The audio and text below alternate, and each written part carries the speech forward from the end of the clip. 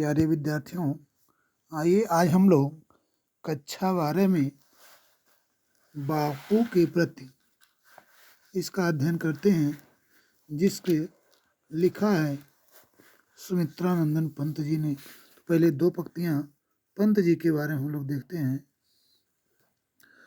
सुमित्रानंदन पंत जन्मे अल्मोड़ा के कौसाने ग्राम, 1900 ईस्वी जन्म वर्ष, गुसाई दत्त बचपन का नाम। प्रकृति के सुकुमार कवि और छायावादी का ये स्तंभ बना, लोकायतन वीणा पल्लव गुंजन, ग्रंथि है इनकी रचना। तो ये हैं हमारे सुमित्रानंदन पंत जी, जिनके बारे में आप लोगों को पता है कि इन्हें चिदम्बरा पर ज्ञानपीठ पुरस्कार मिला था। कला और बूढ़ा चांद पर साहित्य अकादमी पुरस्कार मिला था और लोकायतन पर सोवियत लैंड नेहरू पुरस्कार से इनको सम्मानित किया गया था। तो इन्हीं की रचना हम लोग पढ़ेंगे, बापू के प्रति। आपको पता है बापू शब्द महात्मा गांधी के लिए सबसे पहले बिहार के चंपारण जिले के किसानों ने गांधी को बापू कहा था। तो उसी बापू के प्रति आपकी यह बापू के प्रति शीर्षक से हम लोग कक्षा 12 में वाचन आरंभ करने जा रहे हैं। बापू के प्रति ध्यान देंगे।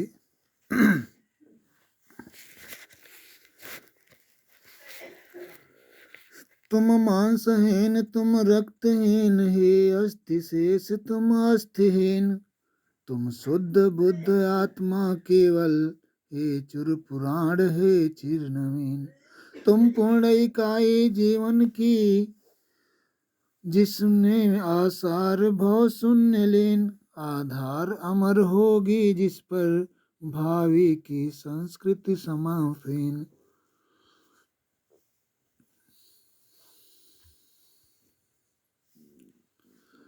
तुम मांस तुम्हें हो रक्त अस्त, निर्मित जिनसे न युग का तन, तुम धन्य तुम्हारा ने स्वत्याग, है विश्व भोग का वर साधन।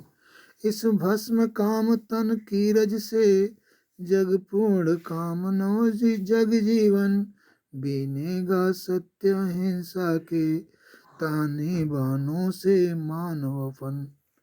ये बापू के प्रति हम लोग देख रहे हैं। तो आप लोगों को पता है रविंद्रनाथ टैगोर जी ने इन्हें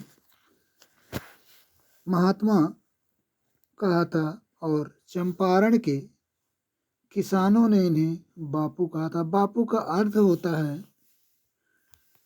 पिता तुल्य वृद्ध पुरुष। बापू का अर्थ होता है पिता तुल्य वृद्ध पुरुष। तो महात्मा गांधी के बारे में जानेंगे। इसमें पंत जी ने महात्मा गांधी को अपने श्रद्धांजलि के रूप में एक काव्य प्रस्तुत किया है। तुम मांसहीन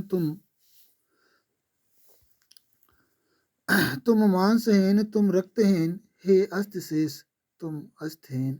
महात्मा गांधी बेचारे कितने दुबले पतले शरीर वाले थे, इसी का वर्णन करते हुए पंत जी कहते हैं कि हे गांधी, आप तो ऐसे लगते हैं जैसे आपके शरीर में मांस ही नहीं है, आपके शरीर में रक्त भी नहीं है। ऐसा लगता है कि आपका शरीर मात्र अस्थिशेष है, यानी हड्डियों का ढांचा मात्र है। आप तो इतने कमजोर हैं कि हे गांधी, तुम इतने कमजोर हो कि जिससे तुम्हें देखने से ऐसा लगता है कि तुम्हारे अंदर अस्थि भी नहीं है, हड्डियां भी नहीं है, आप अस्थिहीन नजर आ रहे हो। आगे गांधी के बारे में कहा जा रहा है कि तुम शुद्ध बुद्ध आत्मा केवल, हे चिर पुराण हे चिर नवीन। शरीर से तो आप गांधी बड़े ही दुबले पतले हैं, ठीक है, लेकिन हे गांधी, आपका जो मजबूत इच्छा शक्ति आपके अंदर विराजमान है, उससे ऐसा लगता है कि तुम बड़े ही पवित्र और शुद्ध माने क्या पवित्र होता है, और बुद्ध माने बुद्धिमान, तो तुम बड़े ही शुद्ध पवित्र एवं बुद्धिमान आत्मा वाले हो। कैसे हो तुम? बड़े ही शुद्ध बुद्धिमान आत्मा वाले हो, पवित्र आत्मा वाले हो। हे चिर पुराण, हे चिर नवीन, यानी हे गांधी, तुम प्राचीन समय से ही तुम प्राचीन समय से ही हमारे हृदय में वास करने वाले, निवास करने वाले हो। इतना ही नहीं, जब तक यह संसार रहेगा, चिर नवीन, जब तक यह संसार रहेगा तब तक तुम रहोगे। इस प्रकार नहीं तो तुम्हारी प्राचीनता कभी समाप्त होने वाली है, तुम्हारी प्राचीनता कभी समाप्त ही नहीं हो सकती, और तुम हमेशा हमेशा वर्तमान बने ही रहोगे और अपने यश से वर्तमान में हमेशा बने रहोगे। आगे की पंक्तियां देखते हैं। तुम पूर्ण इकाई जीवन की, जिसमें ऐसार भव शून्य लीन। तुम पूर्ण इकाई जीवन की, जिसमें ऐसार भव शून्य लीन। गांधी के बारे में कहा जा रहा है, हे गांधी, एक अच्छे व्यक्ति के अंदर जितने भी गुण होने चाहिए, जो कुछ भी होने चाहिए, वो सारी चीजें तुम्हारे आचरण में, संसार तुम्हारे आचरण में, उस संसार के सारे आदर्श, सारी अच्छाइयाँ, सब कुछ तुम्हारे अंदर भरे हुए हैं। जो कुछ एक अच्छे व्यक्ति के आचरण में होनी चाहिए, जीवन में होनी चाहिए, वह सब कुछ तुम्हारे आचरण में भरा हुआ है।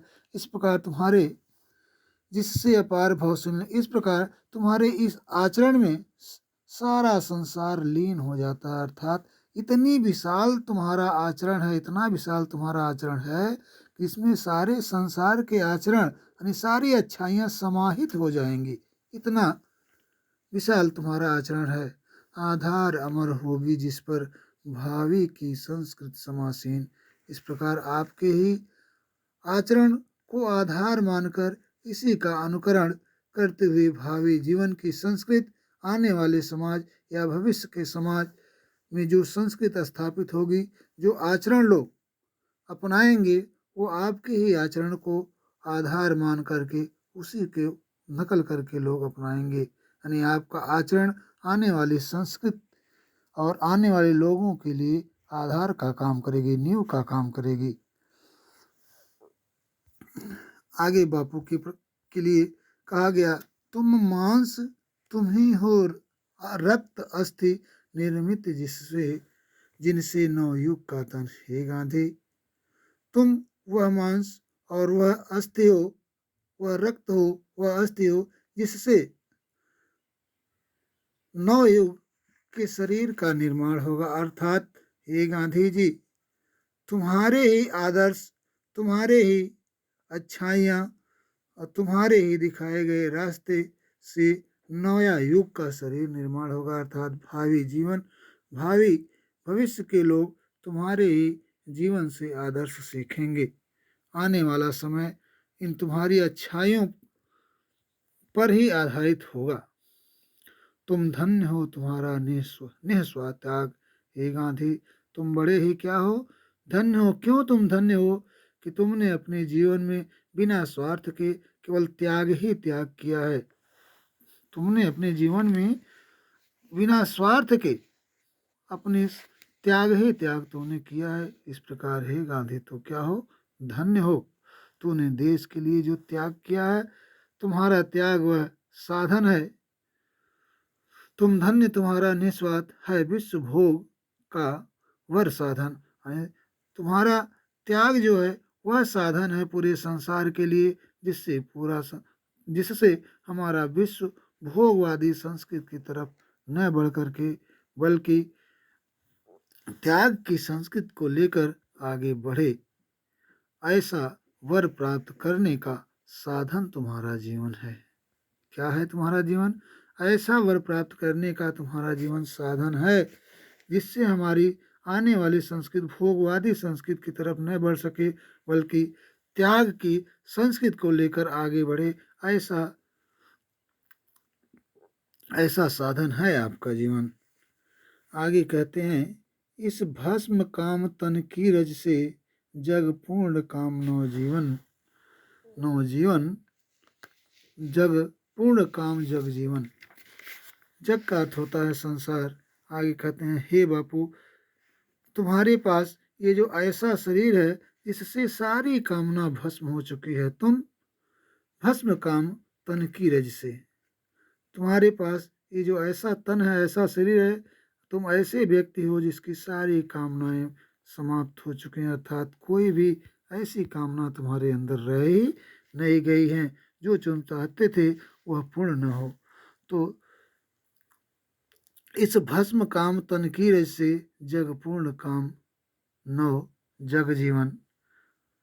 तुम्हारे पास ये जो शरीर है जिसमें कोई भी कामना शेष नहीं रह गया, अर्थात सारी कामना भस्म हो चुकी है, ऐसे शरीर या तन की, हे बापू, यदि रज या धूल मिल जाए इस संसार के लोगों को तो संसार के लोगों का जीवन पूर्ण हो जाएगा।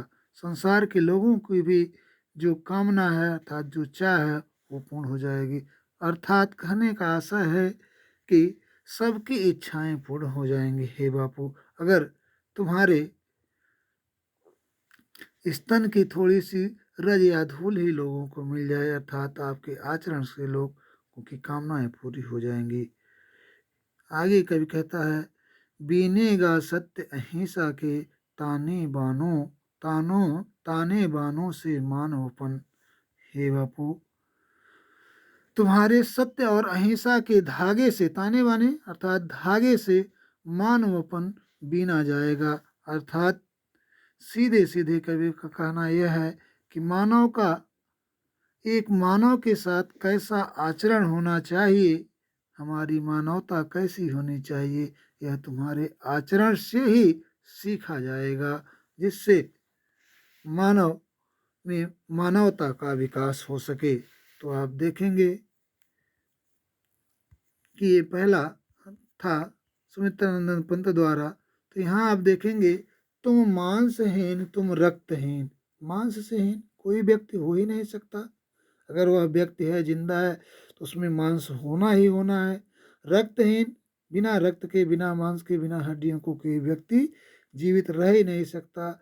यानी यहाँ विरोध न होते हुए विरोध का आभास है, इसलिए यहाँ क्या होगा, विरोधाभास अलंकार होगा। आप लोगों ने पढ़ा होगा कि जहाँ दो वस्तुओं में विरोध ना होने पर भी विरोध के आभास का वर्णन किया जाए, वहाँ विरोधाभास अलंकार होता है। आपने पढ़ा है, या अनुरागी चित्त की गति समझुई नहीं कोय, ज्यों ज्यों बूढ़े श्याम रंग त्यों त्यों उज्ज्वल होय। तो यहाँ भी आपका क्या होगा, विरोधाभास अलंकार होगा। तो इस तरह से फिर हम मिलेंगे